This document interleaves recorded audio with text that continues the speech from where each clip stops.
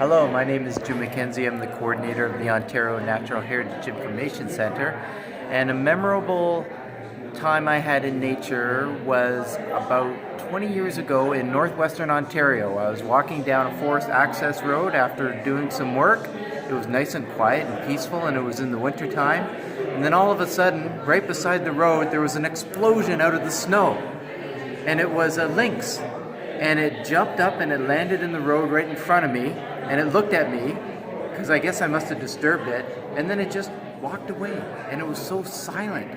And I saw that the lynx was actually in the snow going after something under there, maybe a partridge or a grouse or something. I grew up on a lake, so from the age of about 2, I would swim in the lake several times a day in the summer, and when I was about 10, I could take a canoe out on my own with the dog, and we would explore the entire lake, and we would go through thickets of sedge and willows and bulrushes, and I had such a blast as a kid, and I think that's what's really inspired me to go into working with wetlands. I have time for reflection and just sort of soak in nature in its most natural state.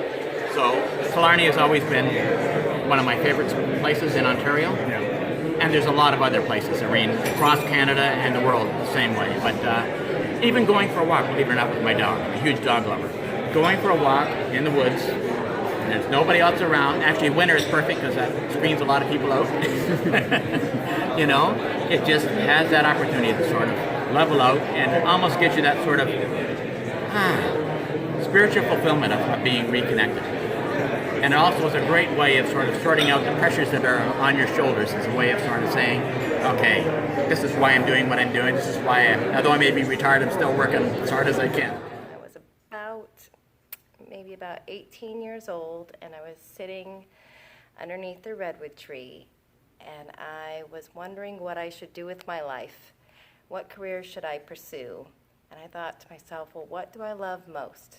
I thought, well, redwood trees, something that I love most. So what can I do to help protect them?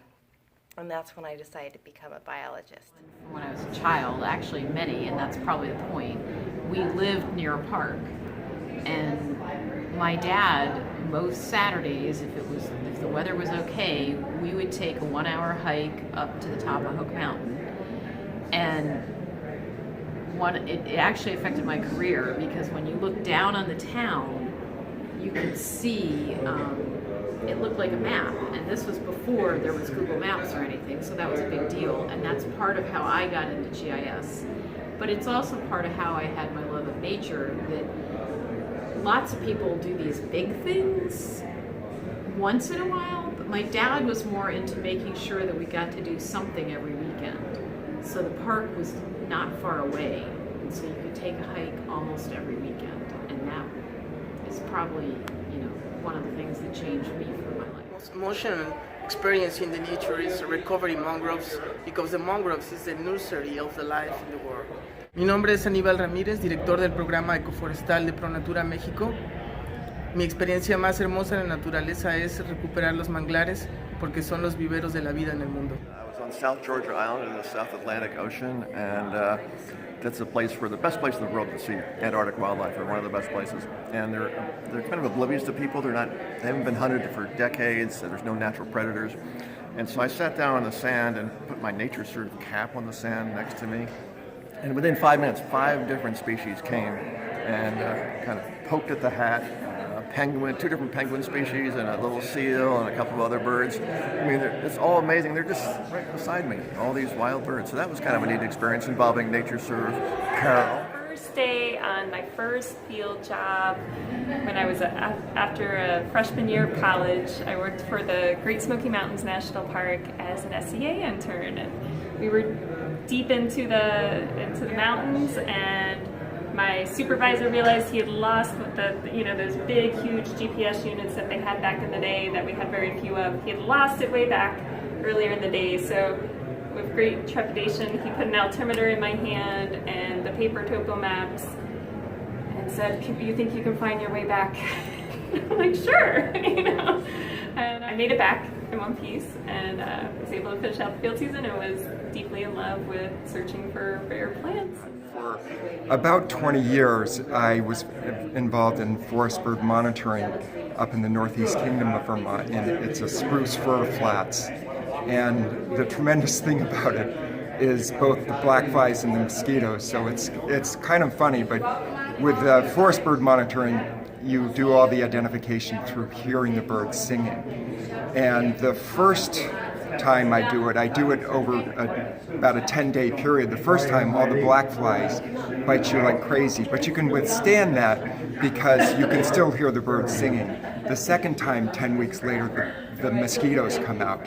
And then it's a challenge because you can't hear the birds sing, so I'm constantly trying to swat them with my hat to hear the birds sing. Growing up on a farm in York County in Pennsylvania, just being surrounded by fields and nature, beautiful sunsets, and it's just so relaxing to be in that type of environment and to feel the relaxation and just the contentment that you get from that. And so for me, that's one of my most memorable experiences. Many years of working and earning the trust of my partners in working in what is, without a doubt, the most remote part of the North American continent, which also happens to be the largest wetland in the world, the Hudson Bay lowlands, a quarter of Ontario or more, that's all wetland. I got the earned trust to be able to commandeer for a week, for every day, a helicopter that would just